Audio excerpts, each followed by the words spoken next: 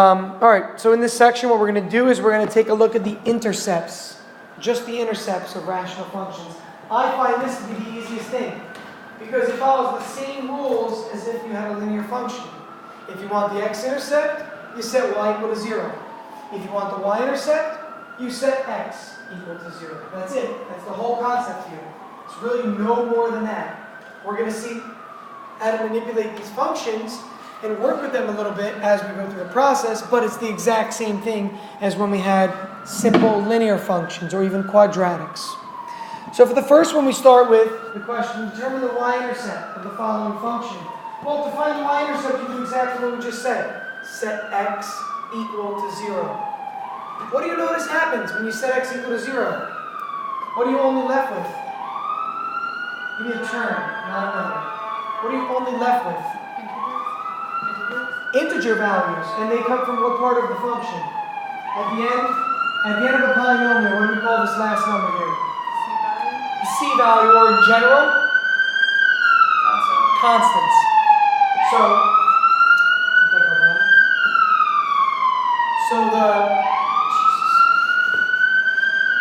the y-intercept is really just a ratio of the constants. Okay? And I know you don't have to memorize this. You definitely do not have to memorize that statement. But it's obvious, right? Look at it. -3 over 6. That's a ratio. So I'm literally looking at the ratio of the constants at the end because everything else with x, I'm covering it up. It just drops off. Okay? So the y-intercept is always going to be 0, comma, whatever the ratio of the constants is. You do not have to memorize that it's the ratio of the constants because all you have to do is plug in 0 for x, and that's what you'll always get. The y-intercept is extremely easy for this, right? Extremely easy. Now, there are going to be circumstances where you don't have a constant. And then we have to talk about what that means for the y-intercept, but we'll get to that. Let's jump right to example 2. A stock's value in millions is represented as a function of time and given as the following function. Determine the initial value of the stock. The initial value. The initial value of something means what? Initial. What does initial mean? The starting point or the starting value. The starting point or the starting value. So if we're looking for the starting value, we want to know when time is equal to 0, how much was the stock worth?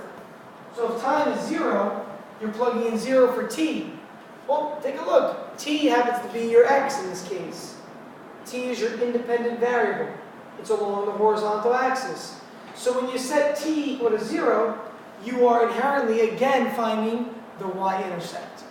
You're looking for the y-intercept. So you get 7 over 4, which is 1.75. So the initial value of the stock is 1.75 million.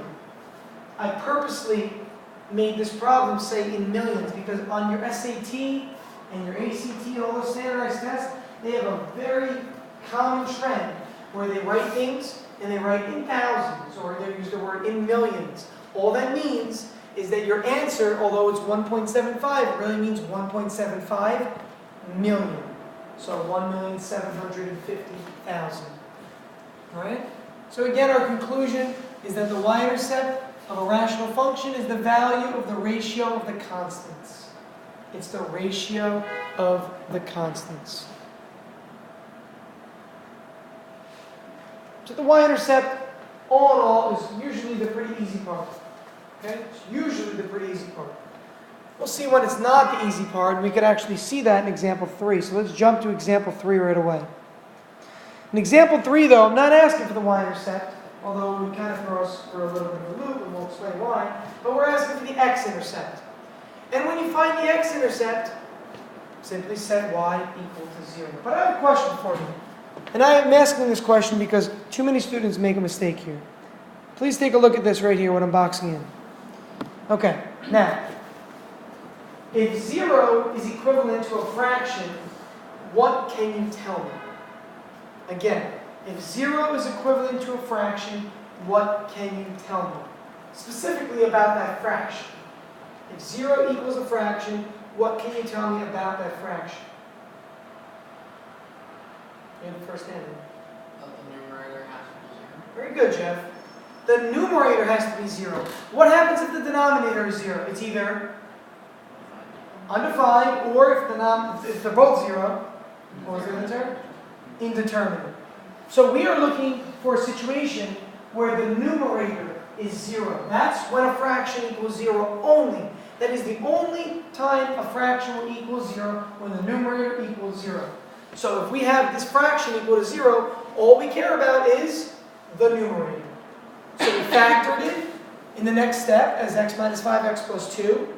And then we said, oh, you know what? I don't care about the denominator. That would give me vertical asymptotes or holes. Are there any holes in this graph? Any holes? Any holes? Why not? Yeah, there's nothing that reduces. There's no repeated factor in the numerator and denominator. Okay? So all we have to worry about is the numerator. So what causes the numerator to equal 0? 5 and negative 2. Therefore, 5 comma 0 and negative 2 comma 0 are the x-intercepts. Okay, again, the x, let's jot this note down if we want to, it might be in the next slide, but the x-intercepts come from the numerator. When we get to E4, the next section, we're going to kind of really summarize everything we've learned. So we'll talk about what the numerator gives, what the denominator gives, what the exponents mean. Okay, so here we can write down that the x-intercepts come from the numerator. When there's a hole, it's a little bit different. It's a little bit tricky. So let's jump right to Example 4 says a particle's motion is represented by the velocity function given to the right. Determine when the particle is at rest. I'm moving. I'm always moving. You guys know I like to walk around a lot. But when I'm at rest, what does that mean? What's my velocity? So what should I do to this function? Set it equal to 0. Again, this is a problem that is straight off of an AP exam in calculus, and then you go further with more steps. But this would literally be the beginning of a problem for an AP exam. When is the actual particle at rest? Set the velocity equal to 0. It'd be a lot more complex with calculus. You'd be given the position function, and you'd have to come up with the velocity function, and then set that equal to 0. But I'm giving you the velocity and telling you that I want to know when the particle's at rest, so set it equal to 0. When you do that, what happens? What do you notice? What repeats itself here? T minus 2. So what do you have there, Chandler? Yeah, you got a hole in T minus 2. You absolutely 100% do not have an x-intercept. An x-intercept is an actual value. A hole is the absence of a value in the graph. When you have a hole in the graph, it means literally that you cannot have a value there. So when you have a hole, you cross off that factor, and what's left in the numerator becomes your x-intercept. Again, holes are not x-intercepts. So if you classify something as a hole first, you should recognize right away that it will not give you an x-intercept there. So for example, t equals 2 is a hole, not an x-intercept. We can ignore that factor altogether. You have a question? Look at your own next, huh? Again, factors that repeat are holes. They are not x-intercepts. So when would this particle be at rest? It would be at rest when t equals 3. 3 minus 3 gives you 0 for the numerator. So 3 seconds after it started moving, the particle would be at rest. At rest. Okay? Question so far? So what's our concern in this section really? Where are we really looking? Intercepts. Yeah, we're looking at intercepts. For x-intercepts, specifically, what part of the fraction are we looking at for x-intercepts? The numerator.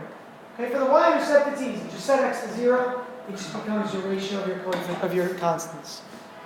Let's look at example 5. What are the zeros? What are the zeros of the following rational function? So we factor the numerator, take out an x as a GCF. That's right in front of you. You see that work? You then factor the remaining polynomial of x squared plus 6x minus 27. Becomes x plus 9x minus 3. Again, what happens to x minus 3 in this case? Cancels because there's a hole. So x equals 3 would not be an x-intercept. X equals 3 would be a hole. What's the coordinate for the hole in this case? What do you get? What's the coordinate for the hole? 3 comma what? Remember, Cancel these, and then plug in the value. What do you get? 36. 36. 12 times 3. Jeff is taking the 3 and plugging it in there and there once he cancels and reduces. So the whole is at 3, 36. Clearly, that's not an x-intercept. What would the x-intercept be? It would have to be 3, 0. Remember, when you find an intercept, the y value is 0. An x-intercept, the y value is 0. So 3, 36 would be the whole, and my x-intercepts, or the zeros of the function, are right here. X equals 0, and x equals negative 9. Okay, the 0, Alex, this was your question earlier. The 0 comes from, again, right here. X equals 0 gives you that, and x equals negative 9 from that one.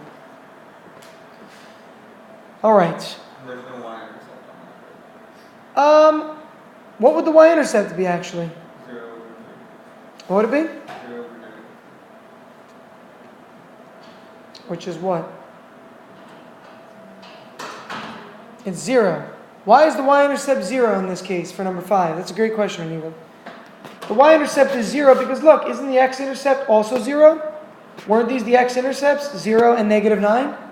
Well, if the x-intercept is 0, the y-intercept better be 0 also. It's the origin. Whenever an x-intercept is 0, it's at the origin. Because an x-intercept of 0 is 0, 0. It's also the y-intercept. Okay? So yeah, you would end up getting 0 over negative 3, which is just 0. Okay, which is just 0. And let's finish today with the last one here, example 6. Determine the zeros and the y-intercept. Start with the y-intercept, please. Start with the y-intercept. Inigo, follow it up because you asked the last question. The y-intercept, what would it be here? It would be what? 0. It would be, say the whole thing though again. 30 over 0. It would be negative 30 over 0.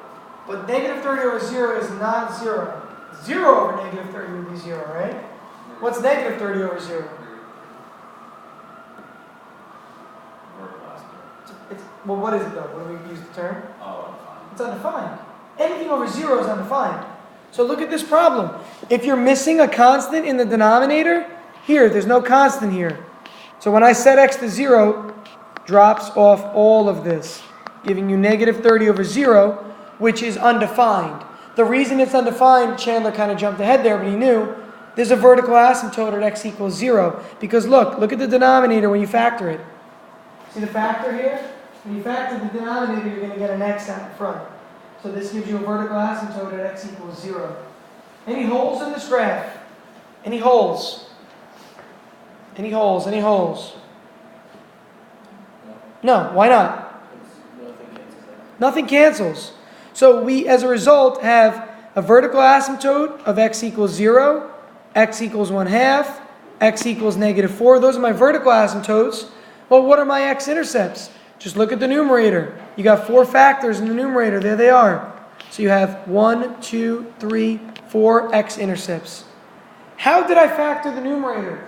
Use a synthetic table. Use P over Q. Use Descartes' rule of signs. Use upper bound and lower bound. So, for those that struggled on the last problem of the last test, you remember that problem? Where I gave you a polynomial function and said, find the rational roots that are possible, find all the roots in general, and you have to go through the process with a synthetic table. It's not over. It's not going away.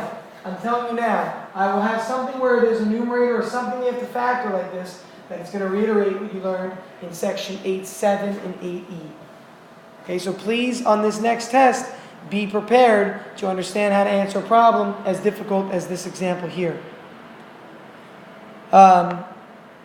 So again, we have 4 x-intercepts. We do not have a y-intercept. God bless you. We do not have a y-intercept. It does not exist. If I were to keep going with this, I've got vertical asymptotes at x equals 0, x equals 1/2, and x equals negative 4. Those all come from the denominator. Set the denominator equal to 0. That gives me the 3 vertical asymptotes. Would we have a horizontal or a slant asymptote in this problem? Horizontal or slant? Which one is it? Slant. Why, Jeff? So the degree of denominator is higher. Yeah, the numerator's degree is 4, the denominator's degree is 3. So we would have to use long division, which would be very messy by the way here.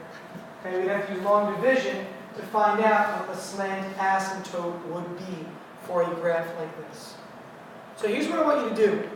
For your homework tonight, when you're doing it, I want you to put everything together. So your goal is to find the x and y intercepts. But for every problem, I also want you to find the vertical asymptotes or holes from E1, and then whether there's a slant or horizontal from E2.